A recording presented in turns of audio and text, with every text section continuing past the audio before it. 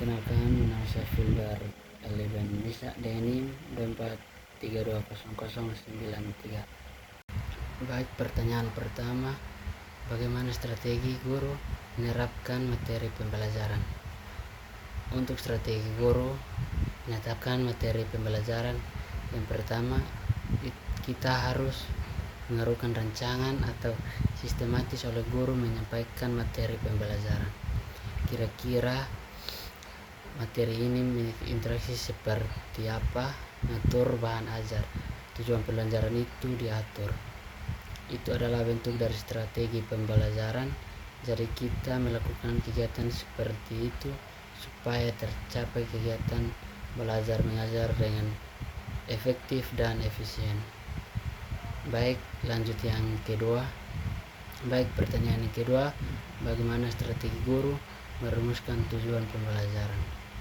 Strategi guru untuk meneruskan tujuan pembelajaran, yang pertama kita harus mencapai capaian pembelajaran seperti apa, rumusan masalah kegiatan belajar mengajar seperti apa.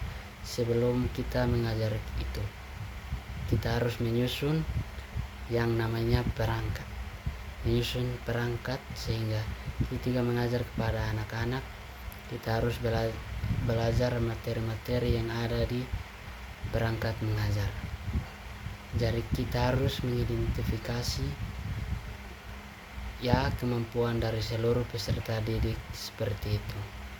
Baik, yang ketiga, pertanyaan yang ketiga, bagaimana strategi guru menggunakan berbagai strategi atau model pembelajaran untuk meningkatkan partisipasi dan hasil belajar siswa? Oke, untuk guru yang pertama itu kita belajar PJOK. Bagaimana kita merancang biasanya kalau di SMA Negeri 5 Kupang ini kita mengidentifikasi atau memodifikasi ketika sarana prasarana tidak mencukupi dan tidak melengkapi. Jadi hal-hal yang kuat modifikasi sehingga membentuk untuk merancang aktivitas anak-anak. Jangan sampai kita hanya berharap ada alat tertentu tapi alatnya tidak memadai. Jadi kita merancang contohnya seperti cakram ini kita menggunakan dari selang bentuk lingkaran. Nah, kita belajar bisa menjelaskan ini di peserta didik. Kira-kira cara merancang dan cara melakukan ayunan cakram seperti apa. Kita sebagai guru harus memberikan contoh terlebih dahulu. Nah, itu strategi pembelajaran guru mata pelajaran kepada peserta didik. Dan baik, yang keempat, bagaimana strategi guru meningkatkan keterampilan berpikir singkat tinggi siswa? Kalau untuk keterampilan berpikir anak-anak, yang pertama itu kita harus memberikan kesempatan kepada anak-anak atau peserta didik. Mungkin mereka lebih banyak aktif dalam kegiatan KBM. Kalau seandainya pada masuk materi atau teori, biasanya kita buat berbentuk kelompok. Dalam bentuk kelompok itu kita bisa memberikan pertanyaan-pertanyaan atau memegang peserta didik yang kurang paham. Kita memberikan mereka kesempatan yang lebih banyak untuk berpikir, karena belajar sekarang itu yang lebih aktif peserta didik tapi bukan guru. Seperti itu. Baik, yang kelima, pertanyaan yang kelima, bagaimana strategi guru meningkatkan keterampilan sosial dan emosi siswa? Kalau untuk emosional siswa, kembali pada guru, bagaimana mendekati guru dengan siswa. Kadang kita di sekolah ini banyak karakter peserta didik. Kadang kita sampai, kadang mereka mendengar, kadang kita sampaikan yang sedikit bikin seolah-olah paling hebat. Dan di situ kita memberikan kesempatan supaya bisa mengatur emosional anak-anak. Biasanya memberikan kira-kira pembelajaran hari ini namanya seperti apa, maunya seperti apa. Jadi kita bisa membuat kesepakatan antara guru dan siswa sehingga mereka tidak bosan. Nah, itu cara adalah mengolah emosional siswa. Baik, pertanyaan yang ke-6, bagaimana strategi guru meningkatkan performa atau keterampilan psikomotorik siswa? Kalau untuk psikomotorik siswa, kita lebih banyak kegiatan-kegiatan praktek. Kalau saya di SMA Negeri Mukipang itu khusus untuk futsal. Padahal futsal itu sebagai koordinator. Dan di situ juga kita berbicara saja, tapi kita mencoba memberikan kesempatan kepada anak-anak ketika sore hari untuk latihan futsal. Di sini saya akan banyak kegiatan, ada futsal, ada volley, ada basket. Setiap hari itu anak-anak kita berusaha untuk memberikan mereka keterampilan. Mungkin dari 36 besar sekelas itu ada yang memiliki volley dan ada yang memilih futsal, basket.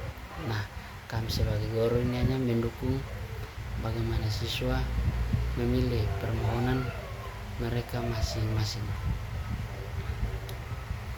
Dan juga anak-anak harus berlatih setiap sore untuk meningkatkan kemampuan mereka. Oke, baik, lanjut pertanyaan yang ke-7. Bagaimana strategi guru memperbaiki strategi pembelajaran untuk meningkatkan hasil belajar siswa? Saya di sini akan menjawab.